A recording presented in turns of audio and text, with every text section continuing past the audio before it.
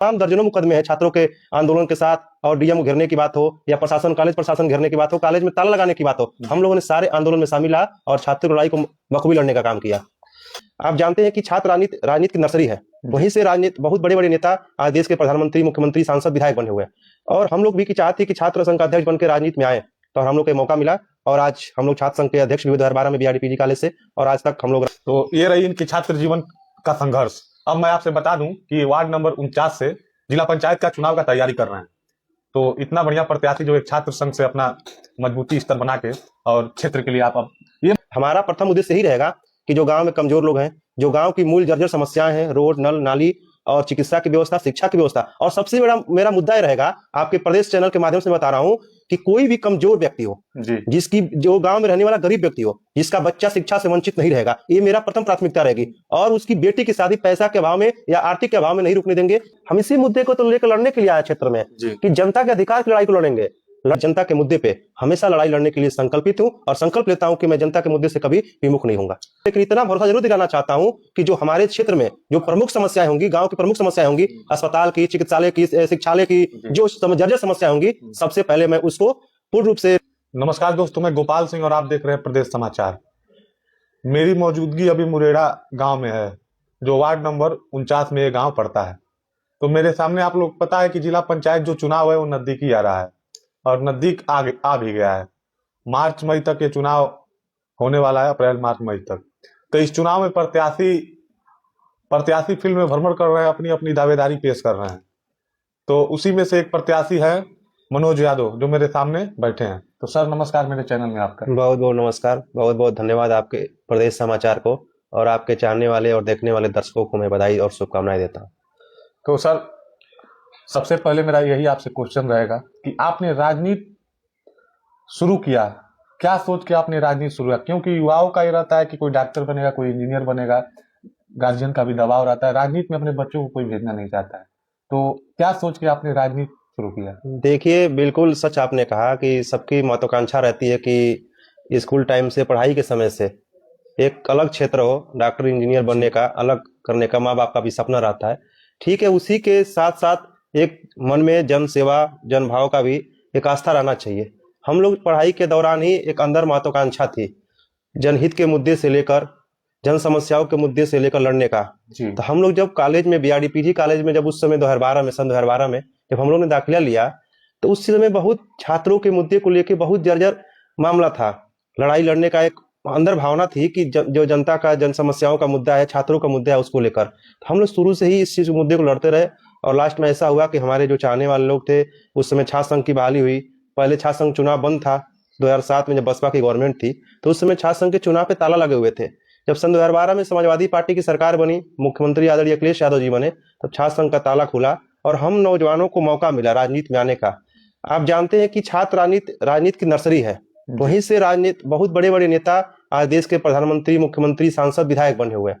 और हम लोग भी की चाहत थी कि छात्र संघ का अध्यक्ष बनकर राजनीति में आए, तो हम लोग को मौका मिला और आज हम लोग छात्र संघ के अध्यक्ष भी 2012 में बीआरडीपीजी कॉलेज से, और आज तक हम लोग राजनीति में जनसेवा के भाव से हम लोगों की मदद करने का काम करते हैं। बीआरडीपीजी से 2012 में छात्र संघ का चुनाव आप पहले स्टेप में ही जीत गए। जी बिल्कुल, हमने कभी नहीं सोचा था कि हम वहां पे जाएंगे, पहली बार में चुनाव जीत जाएंगे। लेकिन हमारे चाहने वाले लोग, हमारे मददगार लोग, जो हमारे शुभचिंतक लोग थे, हमें आज उनका हार्दिक आभार करता हूं आपके प्रदेश समाचार के चैनल के माध्यम से कि सन 2012 में जब मैं बीए प्रीवियस में प्रथम वर्ष में जब दाखिला लिया, तो वहां के लोग कहे कि आपके अंदर छात्र संघ चुनाव लड़ने की एक्टिविटी है, आप छात्रों के मुद्दे पे हमेशा लड़ने का काम करते हैं, चाहे प्रशासन से हो, चाहे कॉलेज प्रशासन से हो। हमने मुखरता के साथ उनकी आवाज को बुलंद करते थे। तो इसके वजह से हम लोगों को सपोर्ट मिला, वहाँ के छात्र और छात्राओं को हम लोग को मदद मिला, और हम लोग प्रथम वर्ष में ही मात्र 4 महीने में, जुलाई अगस्त में एडमिशन दाखिला लिया और अक्टूबर आते आते हमने छात्र संघ अध्यक्ष हो गए। तो छात्रों के लिए आपने क्या क्या संघर्ष किया है? अपने जीवन में भी संघर्ष किए होंगे, और जो छात्र आपको पहली बार चुनाव जिता दिए बीआरडीपीजी से, तो क्या क्या छात्रों के लिए आप संघर्ष? बिल्कुल मैं बताऊं आपको कि हम लोगों ने जब छात्रों के छात्रवृत्ति के मुद्दे पे जब कॉलेज प्रशासन उनकी फीस वृद्धि करता था, सरकार भी फीस वृद्धि करती थी, उस मुद्दे पे हम लोगों ने सड़क पर लड़ने का काम किया। और जनपद देवरिया सहित पूरे गोरखपुर विश्वविद्यालय के अंदर हम लोग कॉलेज आते हैं, जी गोरखपुर कुलपति को घेरने का काम हो, चाहे हमारे कॉलेज के पदेन अध्यक्ष डीएम को घेरने की बात हो, हम लोग सब छात्रों के मुद्दे पे सैकड़ों सैकड़ों छात्रों को लेकर हम लोग रोडों पे आंदोलन करते थे, प्रदर्शन करते थे। हाँ, और निश्चित रूप से जब तक हम लोग की मांगे नहीं पूरी हो जाती थी तब तक हम लोग आखिरी दम तक लड़ाई लड़ने का काम करते थे। और आज उसी की देन है कि छात्रों के साथ साथ हम लोग संगठन में आए, तमाम दर्जनों मुकदमे हैं छात्रों के आंदोलन के साथ, और डीएम को घेरने की बात हो या प्रशासन कॉलेज प्रशासन घेरने की बात हो, कॉलेज में ताला लगाने की बात हो, हम लोगों ने सारे आंदोलन में शामिल रहा और छात्र लड़ाई को बखूबी लड़ने का काम किया। तो ये रही इनकी छात्र जीवन का संघर्ष। अब मैं आपसे बता दूं कि वार्ड नंबर 49 से जिला पंचायत का चुनाव का तैयारी कर रहे हैं। तो इतना बढ़िया प्रत्याशी जो एक छात्र संघ से अपना मजबूती स्तर बना के और क्षेत्र के लिए आप, अब ये माइंड में आपका कहाँ से आ गया कि जिला पंचायत का चुनाव लड़ा जाए? देखिए, बिल्कुल हम लोग शुरू से ही जमीन से जुड़े लोग हैं, हम लोग गांव में ग्रामीणांचल में रहने वाले लोग हैं। हम लोगों ने देखा कि छात्र राजनीति से हम लोग निकले लोग हैं। जब गांव में हम लोग जाते हैं तो गांव में बहुत सारी जन समस्याएं होती हैं, रोड, नल, नाली, सड़क, आवास, आप देख रहे हैं। इस चीज को हम लोगों ने अपनी आंखों से देखा है, हम लोगों ने गरीबी को, कमजोर लोगों को आंखों से देखा है जी हम लोग जमीन से जुड़े लोग हैं। हम लोगों ने देखा कि एक राजनीति में आगे बढ़ने का रास्ता चाहिए। हम लोग अगर नहीं किसी पद पे रहेंगे तो हम लोग जनता की आवाज को नहीं उठा सकते हैं।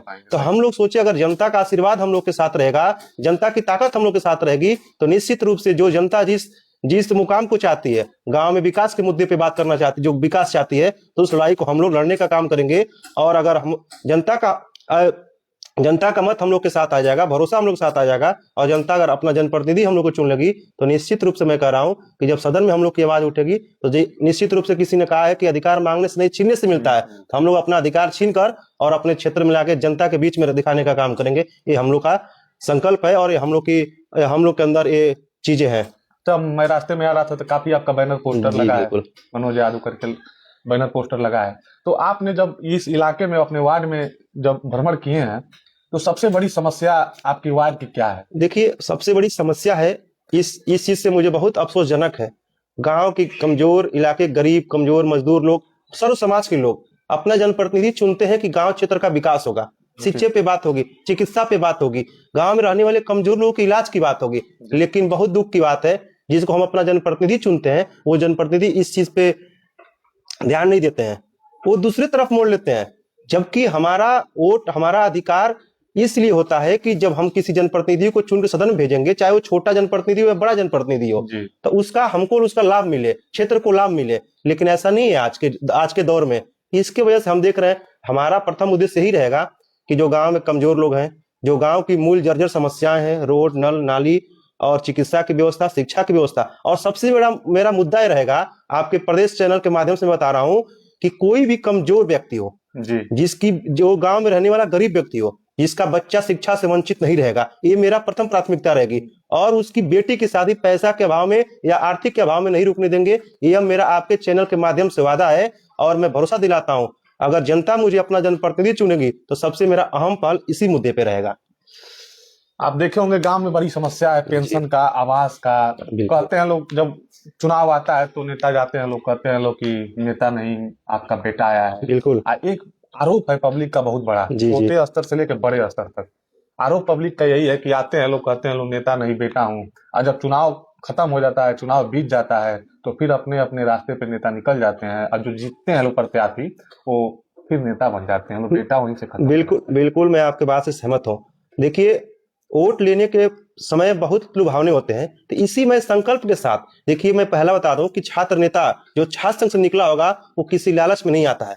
अगर लालच में आ गया तो वो नेता नहीं रहेगा। छात्र नेता हमेशा से राजनीति का फकीर होता है, और हमेशा वो जनता के मुद्दे पर लड़ना चाहता है। वो चाहे आवास की बात हो, चाहे गांव में विकास की बात हो, उस पर लड़ेगा। अगर इस मुद्दे पे नहीं लड़ता है तो न नेता करने लायक है, न जनता का बेटा करने लायक है। और जनता इस बार इस चीज को बखूबी करेगी। हम लोग जनता के बीच जाके ही कर रहे हैं। मैं तो आपके परिवार का बेटा हूं। अगर मुझे आप लोग एक बार मौका दे रहे हैं, सबको मौका मिलना चाहिए। लोकतांत्रिक प्रदेश है और सबको 5 साल में एक बार मौका मिले। आप लोगों ने बहुत जनप्रतिनिधियों को चुना और देखा। मैं किसी पर आरोप नहीं लगाना चाहता हूं, लेकिन हमारे क्षेत्र का दुर्भाग्य है जी। और हम क्षेत्र में जा रहे हैं तो ऐसी ऐसी बातें हमारे सामने आ रही है कि लोग कह रहे हैं कि हम लोगों ने ऐसे ऐसे जनप्रतिनिधि को चुन के भेजा जो नजर नहीं आते। हाँ। विकास के मुद्दे तो छोड़िए, हम लोग देख नहीं पाते कि हमारा 5 साल में जनप्रतिनिधि है कहाँ। कभी दिखा नहीं, हमारे सुख में, दुख में और हमारे किसी भी प्रयोजन में नहीं दिखा। तो देखिए, हमारा आपके चैनल के माध्यम से यही कहना है कि देखिए, हमारा प्रथम विकास और कमजोर लोगों की मदद करना ही है, और जो हमारे अंदर से हो सकता है व्यक्तिगत, हम जनता के अधिकार को कभी धोखा नहीं देंगे, क्योंकि जनता अपना मत का अधिकार अपने कार्य योजना के लिए, अपने विकास के लिए, अपने सुख दुख के लिए देती है, और मैं उसको कभी धोखा नहीं दे सकता हूं। जो आज तक जनप्रतिनिधि उस चीज को धोखा देते आए हैं, मैं बहुत सारी बातें ऐसे हैं कि जो हम चैनल के माध्यम से नहीं कह सकते, लेकिन मैं जनता के मुद्दे पे हमेशा लड़ाई लड़ने के लिए संकल्पित हूं, और संकल्प लेता हूं कि मैं जनता के मुद्दे से कभी विमुख नहीं होऊंगा। अगर मान लीजिए कि आपके वार्ड की जनता आपको चुनाव जिता देती है, बिल्कुल। तो आपका सबसे ड्रीम काम, एक काम सोचे होंगे ना कि मैं क्षेत्र भ्रमण कर रहे हैं तो काम सोचे होंगे कि मैं काम कराऊंगा, जी। तो सबसे ड्रीम काम आपका क्या रहेगा? देखिए, निश्चित रूप से देखिए, ये जिला पंचायत का चुनाव है, हम लोग एक किसी अध्यक्ष के अधीन होते हैं, बिल्कुल, और हम लोग जनता को इतना बड़ा सपना नहीं दिखा सकते कि जनता हमको, अगर वो सपना नहीं पूरा हो पाया तो जनता हमको अगले दिन गलत शब्दों से प्रयोग करे कि नेता ने कहा। हाँ, लेकिन इतना भरोसा जरूर दिलाना चाहता हूं कि जो हमारे क्षेत्र में जो प्रमुख समस्याएं होंगी, गांव की प्रमुख समस्याएं होंगी, अस्पताल की, चिकित्सालय की, शिक्षालय की, जो जर्जर समस्या होंगी, सबसे पहले मैं उसको पूर्ण रूप से निर्वहन करने का कार्य करूंगा। और जो भी जनता का सुख दुख होगा, जो वर्तमान सुख दुख होगा, जो बच्चों का फ्यूचर की बात होगी, उसमें हम अगली पंक्ति में अपने सर्व समाज के लिए, अपने इलाके के लिए, जो हमारे क्षेत्र में जितने गांव आते हैं, हमने उसमें अगली पंक्ति में खड़ा होकर उनकी मदद करने का काम करूंगा। अच्छा, सबके जीवन काल में होता है, जैसे मान लीजिए कि अगर हम एक नेता है तो हमारे 2-4 मित्र होते हैं जी। तो आपके जीवन में सबसे अनुभवी, आपका सबसे सच्चा मित्र कौन है? देखिए, निश्चित रूप से इसमें कह के कई लोगों को तकलीफ देने की बात मैं नहीं कहूंगा, जो हमको अलग अलग रास्ते पे देखिए, सही रास्ते पे जो ले जाता है हमेशा, जैसे आप ही हमको कोई अच्छी सीख दे रहे हैं तो हमको ले आना चाहते हैं अच्छे रास्ते, वही असली मित्र होता है, जो आपको गुमराह ना करे, जो आपको गलत रास्ता ना दिखाए, जो अच्छा मार्ग दिखाता है, वही अच्छा मार्गदर्शक होता है, वही आपका अच्छा मित्र होता है।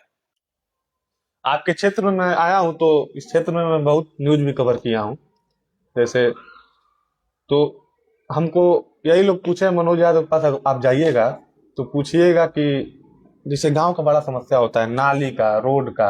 रोड बन गया, एक कच्ची फेंका गया, उस पर खड़ंजा नहीं है, किसी के घर के पानी निकासी नहीं होता है, तो पब्लिक बोलिए कि पूछिएगा, अगर उस पर आपका क्या राय है? अगर पब्लिक जिताती है तो लोगों का रोड, खड़ंजा, नाली सही हो जाएगा कि नहीं होगा? देखिए, आम जनता का ये बहुत ही अच्छा सवाल है।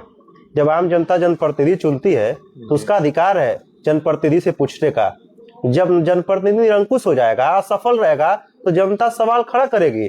हम इसी मुद्दे को तो लेकर लड़ने के लिए आए क्षेत्र में कि जनता के अधिकार की लड़ाई को लड़ेंगे और अधिकार को छीनेंगे जाकर, कि हमारे क्षेत्र की जनता जब हमको भरोसा करके जिताई है, हमको अपना वोट का अधिकार दी है, तो उस वोट के अधिकार को मैं 5 साल में विफल नहीं होने दूंगा। नल की, हम तो आप शुरू में आपसे कहे हैं कि चाहे आवास की बात हो, चाहे रोड की बात हो, खड़ंजे की बात हो, या नाली की बात हो, या किसी भी जन समस्या की बात हो, उसकी लड़ाई को हम लोग एकदम निष्ठा और ईमानदारी के साथ लड़ने का काम करेंगे। और जो जनप्रतिनिधि निरंकुश हो जाते हैं, असफल हो जाते हैं, वो जनप्रतिनिधि कहलाने लायक नहीं होते हैं। जनता उनको फिर से स्वीकार नहीं करती है, नकारती है, और यही हाल हमारे 5 साल में क्षेत्र का रहा है। समाजवादी पार्टी के आप नेता भी हैं, समाजवादी पार्टी की युवा नेता हैं जी, और समाजवादी पार्टी आपको टिकट देगा, सिंबल पे लड़ेंगे, या अगर टिकट नहीं देता है तो या निर्दल भी लड़ सकते हैं? देखिए, मैं निश्चित रूप से समाजवादी पार्टी का कैडर हूं, और मैं जब छात्र संघ का अध्यक्ष हुआ तो उस समय लोग सोचते थे कि छात्र संघ अध्यक्ष किधर होगा। मैं समाजवादी विचारधारा को अपनाया और मैं समाजवादी विचारधारा के साथ जुड़ा रहा, और मैं छात्र सभा यूनियन का, पूरे जनपद का छात्र सभा का जिला अध्यक्ष हूँ। और लगातार पार्टी ने मेरे पर भरोसा जताया, मेरे संघर्ष को देखते हुए, मेरे कार्यशैली को, मेरे कर्म को देखते हुए। आज मैं 2013 से कह लीजिए तो आज 2025 चल रहा है, 26 आने वाला है, और अभी तक मैं छात्र सभा जिला अध्यक्ष हूँ। और मुझे पूरा भरोसा है अपने पार्टी पे, अपने नेता पे, और अपने दल पे, और हमारे साथ रहने वाले लोगों पे, कि निश्चित रूप से अपने कार्यकर्ता के मनोबल को नहीं तोड़ेगी। अगर सिंबल देने की बात आएगी तो अगली पंक्ति में अपने कार्यकर्ता को टिकट देकर चुनाव लड़ाने का काम करेगी। अगर मान लीजिए किसी बड़े नेता का फोन आ गया कि भाई बाबू इस समय चुनाव, नहीं, देखिए, हमारी पार्टी पहले अपने कार्यकर्ताओं को महत्व देती है, अपने कैडर को चाहती है कि हमारा कैडर लड़े, और निश्चित रूप से अपना कैडर जब लड़ता है तो समाजवादी पार्टी के झंडे को झुकने नहीं देता है। हम लोगों ने कभी समाजवादी पार्टी के झंडे को झुकने नहीं दिया, अपने झुक गए, लेकिन हमारा झंडा ऊपर रहा है हमेशा से। और समाजवादी आंदोलन को हमेशा हम लोगों ने मजबूत, आपने कवरेज भी किया होगा। जी जब भी जनहित का मुद्दा होता है, चाहे बेरोजगारी का हो, चाहे खाद का मुद्दा हो, किसान का मुद्दा हो, चाहे किसी भी तरीका का मुद्दा हो, हम लोग देवरिया के मुख्यालय पे कलेक्टर, एसपी और कप्तान को घेरने का हमेशा से काम किया है और दर्जनों मुकदमे हम लोगों ने पुतला फूका है। अभी हाल ही में हम लोगों ने गृह मंत्री का पुतला फूका था तो मुकदमा लगा और हम लोग को जमानत मिली और हम लोग काफी झेल रहे हैं। और ऐसे हम तो ये कहेंगे कि हमारी पार्टी कभी भी ऐसे लोग, अवसरवादी लोगों को मौका नहीं देती है और जनता भी ऐसे अवसरवादी लोगों को मौका नहीं देगी। जो कैडर होगा उसको वोट भी देगी और हमारी पार्टी जो कैडर होगा उसको अगर सिंबल की बात आएगी तो सिंबल भी देगी।